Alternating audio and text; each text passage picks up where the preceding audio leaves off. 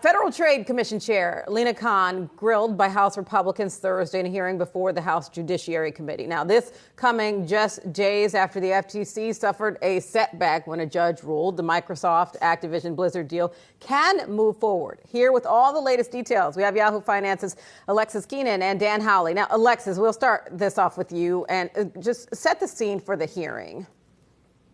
Okay, well, it was a long hearing. It was, I believe, 4+ hours, and it really ended up being a wide-ranging one, an interrogation of Lina Khan, at least by conservative lawmakers, and it really turned into questions over how the FTC is wielding its power to regulate competition and also protect consumers from unfair business practices. Now, Khan's leadership has been lauded by the left and criticized by the right for aggressively interpreting antitrust and consumer protection laws, and she's gone after, as you said, big tech, healthcare mergers. You've got Meta, Microsoft in there, also Illumina's recombination with Grail, and also business practices for Amazon, for Twitter, and others. And this week, as you also said, there was a losing streak edition for Khan when a federal judge, had ruled that it would not grant an injunction to the FTC to stop the Microsoft and Activision Blizzard transaction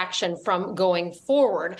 Now, I want to take a listen to one of the Republican lawmakers that really captures the sentiment of the right during this hearing. It's Representative Darrell Issa. Here's what he had to say in his exchange with Lina Khan.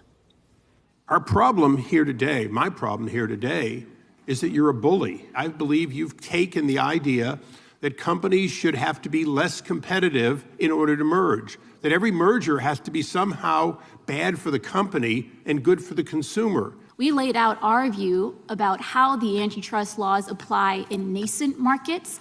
There is significant case law around how it's incredibly important to be protecting competition. So Khan was going on there to say that she brings cases only where the FTC finds that the law has been violated. She said, unfortunately, sometimes things don't go the FTC's way. You also had Representative Kevin Kiley of California saying, why should Americans trust the FTC's judgment? Why should they go in this direction with Khan? But at the tail end of the hearing, you had Khan kind of making a nod to her philosophy on the antitrust laws and consumer protection laws, saying that concentration and concentration of economic power, she said, hurts really everybody. And Dan, when it comes to Microsoft and how Activision is just viewing the FTC's action, most recently saying that they are going to appeal, that they will appeal the California judge's decision, what does that do to the timeline? And there was a lot of excitement within the tech industry earlier this week just about what the judge striking down and not ruling in favor with the FTC, what that could signal for future deal activity in the U.S. Is that a bit premature, Dan?